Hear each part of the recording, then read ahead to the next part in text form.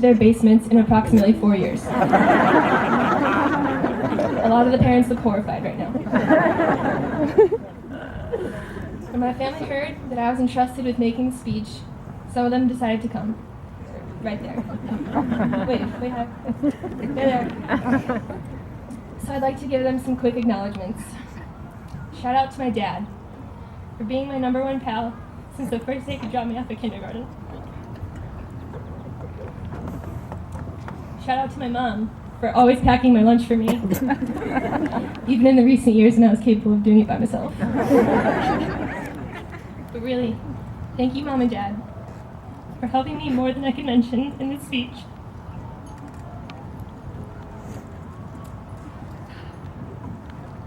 And lastly, shout out to my sister, Marlena, who came all the way from California, for telling me 6 years ago, when she graduated, that I would never be the valedictorian of my class. But look at me now.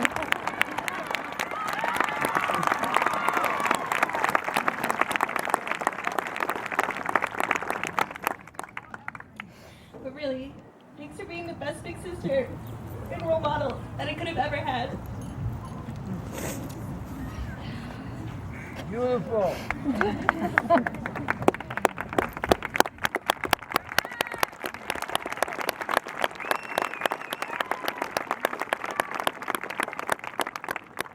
Besides our families, we would be remiss if we did not thank our wonderful faculty and staff.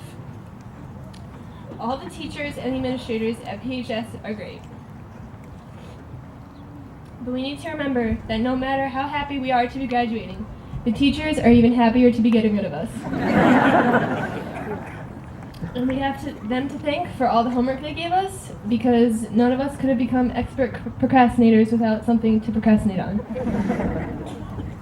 In truth, we have to appreciate our teachers for dedicating their lives to teaching a group of moody and brooding teenagers.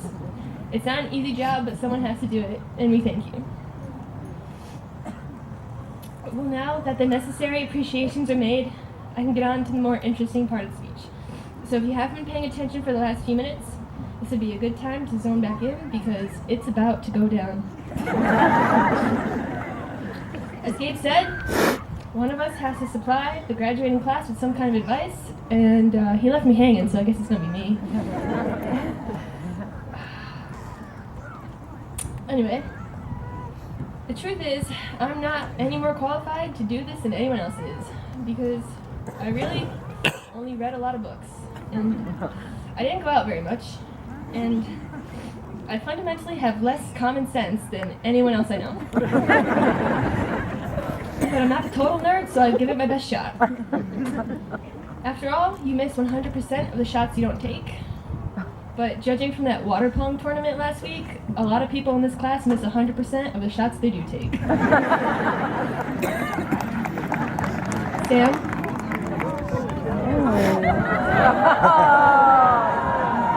Just kidding, you totally made that last dunk at the end. Totally made it. When I was writing this speech, I didn't want to turn it into another cliche performance where I detailed how graduation was the first day of the rest of our lives. Because every day is really the first day of the rest of our lives when you think about it. The truth is, we're venturing into uncharted territory. Throughout our time here at PHS, we have been led every step of the way.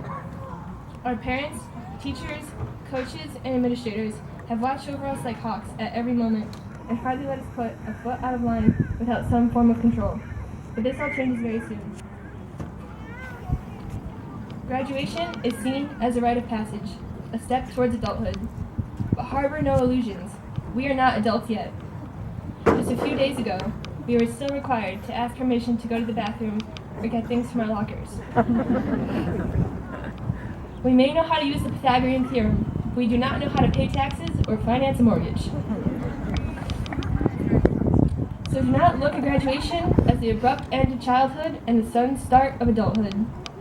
Instead, remember today as a gentle reminder of the fact that you have been deemed ready by society to accept more of what life has to offer. More independence, more responsibility, and if you do it right, more fun. But I must give this advice with a disclaimer of caution. You are not going to be able to go through life like we went through high school. What I mean by that is shortcuts don't cut it in the long run. We all want to go through life to achieve success, whatever our own personal measure of success may be. But how many of us can actually say that we gave high school our all 100% of the time? The fact is, there is no spark notes for success, and the answers to life cannot be Googled.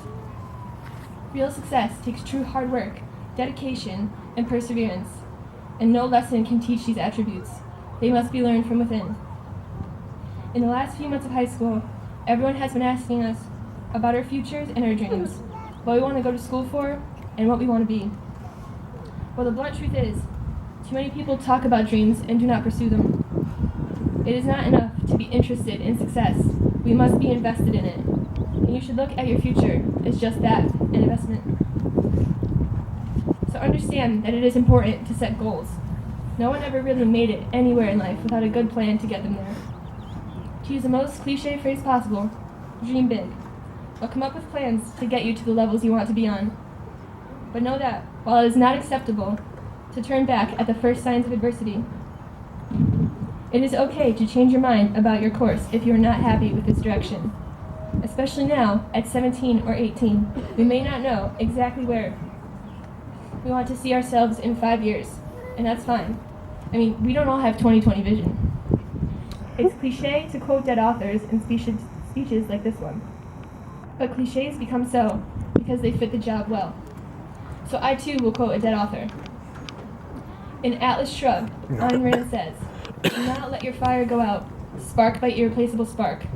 In the hopeless swamps of the not quite, the not yet, and the not at all.